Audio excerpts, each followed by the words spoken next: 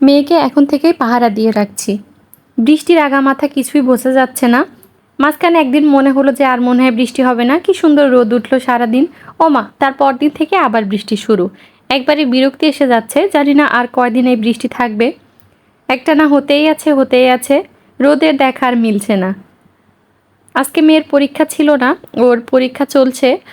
তো মাঝখানে একদিন গ্যাপ দিয়ে তারপর আর কি পরীক্ষা হচ্ছে একদিন পর পর। তো আজকে ছিল না, যার জন্য আমি আগেই উঠে গেছি। ওদের বাবা যখন হচ্ছে অফিসে গেছে আমি তখনই উঠে গেছি। উঠে আমি নাস্তা করেছি, এরপর টুকটাক সংসারের অনেক কাজ করে নিয়েছি। ওরা দুবোন ঘুমাচ্ছিল, পরে ওরা উঠেছে 10টা, সাড়ে 10টার দিকে। এর মাঝখানে অবশ্য বাবু একবার উঠেছিল সবার আগে, তো তখন ওকে নাস্তা করিয়ে তারপর ঘুম পাড়িয়ে দিয়েছিলাম। তো ওঠার পর এই তো মেয়ে বিছানা গুছিয়ে নিল। তারপর একটু হালকা নাস্তা করে এরপর ওর হচ্ছে কালকে আবার গণিত পরীক্ষা, পড়তে বসালাম। তারপর আমি এই তো এলাম রান্না বান্না করতে। অলরেডি 12টা বেজে গেছে।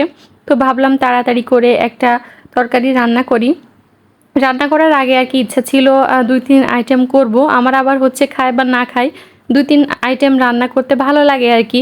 টেবিলে যদি 2-3 রকম আইটেম থাকে তাহলে দেখতে ভালো লাগে। খাওয়া বা না খাওয়া সেটা পরের বিষয়। কিন্তু আজকে এতটাই লেট হয়ে গেল আর মেয়েকেও দেখতে হচ্ছিল, যার জন্য আর কি ভাবলাম যে তাড়াহুড়া করে একটাই রান্না করি। আজকে রান্না করেছিলাম পেঁপে দিয়ে গরুর মাংস। তো কে কে পেঁপে দিয়ে গরুর মাংস পছন্দ করেন বা খেয়েছেন অবশ্যই কিন্তু কমেন্টে জানাতে ভুলবেন না। তো এই তো এখানে আমি সব মশলা টশলা সব কিছু দিয়ে ভালো করে কষিয়ে নিচ্ছি।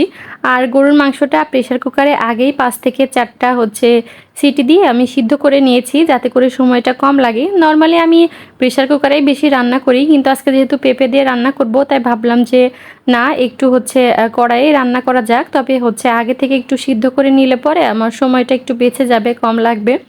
তো এই তো আমি কষানোর জন্য তরকারিটা বসিয়ে দিয়ে এলাম।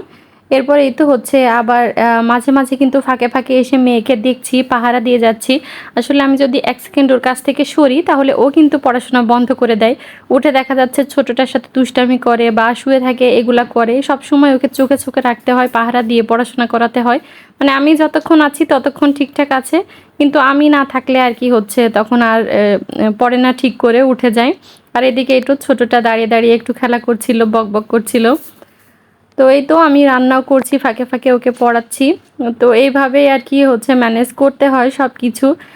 যার জন্য আর কি অনেক সময় দেখা যাচ্ছে ইচ্ছা থাকলেও কোনো ভিডিও করতে পারি না। বাচ্চা কাচ্চা সামলানো, সংসার সব কিছু নিয়ে আর কি আসলে হয়ে ওঠে না ওইভাবে। তো আজকেও কিন্তু ভাবছিলাম যে কি করি না করি। তো পরে আর কি শেষমেশ ছোট্ট একটা ভিডিও আপনাদের মাঝে শেয়ার করেই নিলাম। আমার এই ভিডিওটা যদি ভালো লেগে থাকে তাহলে অবশ্যই একটা কমেন্ট করে দিবেন আর পেজটা ফলো করে সবাই আমার পাশেই থাকবেন।